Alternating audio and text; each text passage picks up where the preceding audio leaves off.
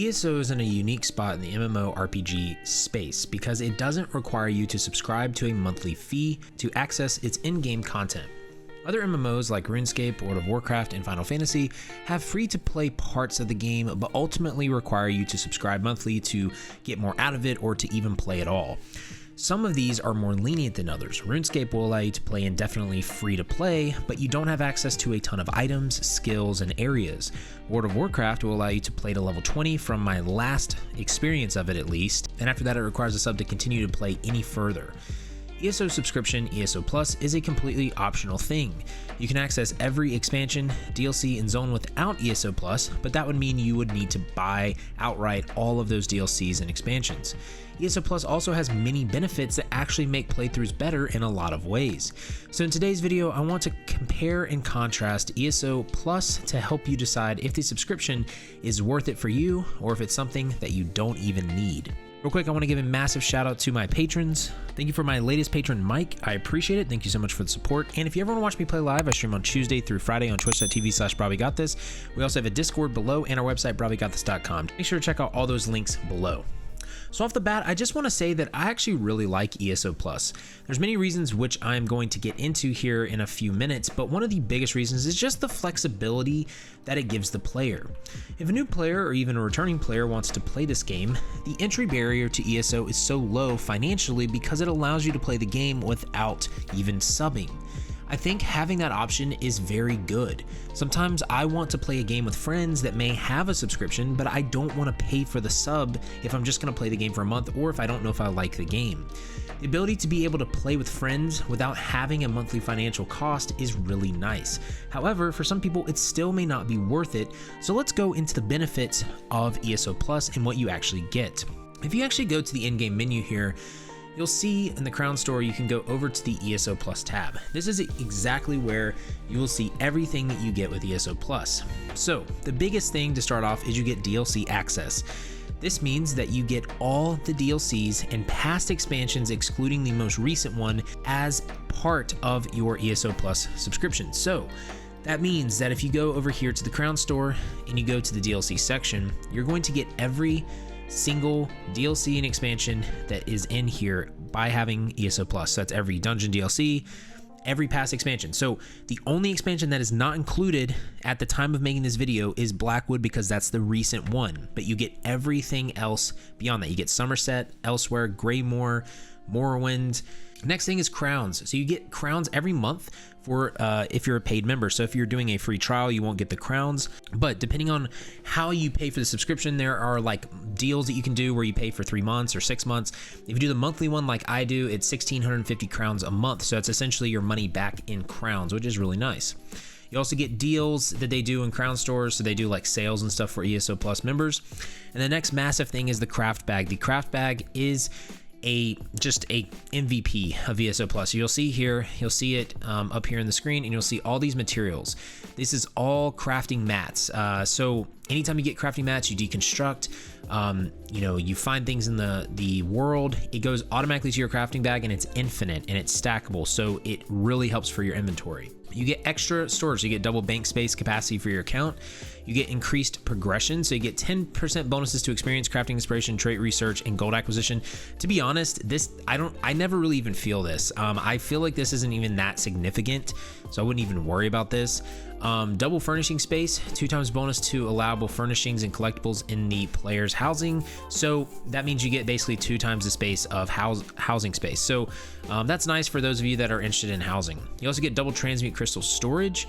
So for instance, if you look in our inventory here and you go to our currencies, we have 1,000 storage here for ESO Plus. So you get, that's doubled from people that do not have ESO Plus. You also get costume dyeing, which honestly isn't really that big of a deal either. I was able to dye this costume black, but to be honest, again, I don't think that's that massive of a benefit. Now let's talk about the players that maybe at this point are like, I'm still not sure if I want to sub. Some of those reasons could be because you just may not feel like it's worth it to you, or you may not financially want to commit to a subscription. And I get that. Whatever the reasoning may be, I want to say that it's pretty valid. I understand people not wanting to pay for subscriptions in games. I don't think ESO Plus is something that everyone will find worth it. I do think, however, a majority of players will. but there will be players that are perfectly fine and content with not paying the sub. So what are your options then if you don't pay the sub? How can you best get the most out of your playthrough with missing some of the quality of life that comes with ESO Plus and just various things? Well, there's actually a lot of ways to tackle this. So first, being able to mitigate inventory fatigue is something that you're going to need to do if you don't have ESO Plus. You can create alternate characters, and players like to call these mules, by the way, but they essentially will just hold items for you. With the armory system update, you can consolidate all your characters on only a few. That gives you space to use other character slots as inventory mules.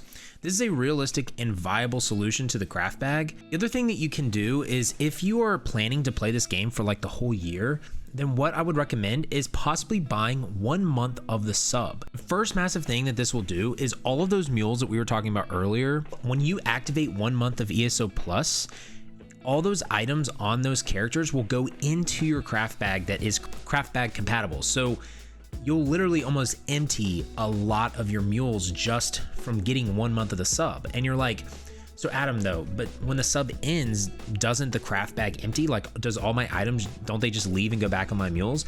And they don't. That's the crazy thing about this. What happens is your items will stay in the craft bag. However, you cannot put any more items in your craft bag if you aren't subbed to ESO Plus, but you can withdraw them. So you can right click to say retrieve, and once you withdraw them, then they're out of your craft bag, but they don't go back out of your craft bag. What this does is it allows you to essentially free up all of your mules again and store more materials on them or more items on them than you would before. The other thing that this does is it gives you 1,650 crowns. Again, like I said, since you subbed for a month, you could use those crowns to go to the crown store and possibly get some DLCs that you might want outright, or you could even buy inventory space or inventory pets. There's 2 inventory pets, and this is something that will be account wide. So you could do that, and it adds even more space to your mules. You could do this method 2 to 3 times out of the year, and you could end up with 2 to 3 DLCs outright by the end of the year that you want, and loads of inventory space and freeing up a ton more space in your mules. And you do all that by just paying the sub for maybe 3 months out of the year. One of the other things to keep an eye on is watching for the free-to-play ESO Plus weeks or weekends. These happen periodically throughout the year, and this is another perfect opportunity to fill your craft bag with items that are on your mules or on your main characters.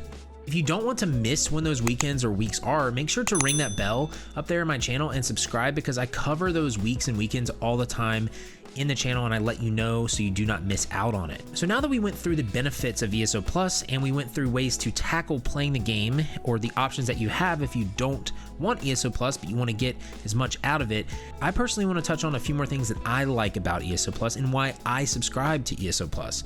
Besides liking the flexibility that I was talking about earlier, the number one reason I subscribe to ESO Plus is the craft bag. Just like I've been talking about and harping on, I talk about it all the time. When someone asks me on stream, they ask me, why do you have ESO Plus, or like, what do you like about ESO Plus? It's the craft bag.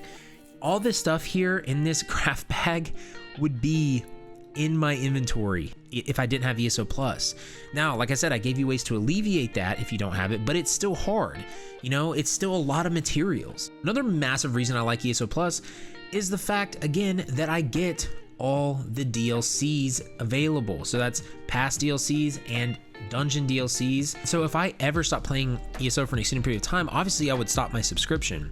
But as long as I'm making content in ESO Plus will be worth it solely for the access to these dungeons and the craft bag. So the big question now to get to is ESO Plus worth it then? Well, you have to ask yourself a few questions. The first one is, are you going to play for an extended period of time, or are you just trying out ESO for a month? If you're going to play for 8 months out of the year, I say subscribe to ESO Plus if you can financially do it. For me, I make content, I stream, so it's something that is a must for me. If you're a player though that only wants to try this game for about a month and you're just like, I just want to see what it's like, then don't subscribe yet. I would recommend against it. See if you actually like the game first with the core features and elements, because if you don't like the game and the core elements and the features, you're probably not gonna like it later on. So if you do like it after that first month, subscribe the next month that you play and then reassess it after that. Another question that you can ask yourself is, do you care about having all the DLCs accessible at the start and also doing a little extra work managing your inventory? If you don't care about this, then don't get ESO Plus right now. But if you're like, I want to have access to everything at the start, then subscribe. I will say that there is so much content in the base game of ESO that you really don't need DLCs or expansions at all at the start. So with assessing all of what I just told you, I hope this gives you a better idea of, will ESO Plus be worth it for you? If you don't get ESO Plus and you decide, hey, this isn't for me, or maybe you come from this video and you're like, actually, I think I'm gonna get ESO Plus. Well, if you need help deciding on maybe what DLCs or expansions to play or to buy first, you should check out the guide I have up here in the cards. That will actually help you see my top DLC and expansions that I recommend in ESO. But I just want to thank you all for watching the video, and just check out all the social links below. Just remember to have faith, be great, and I'll see you on ESO.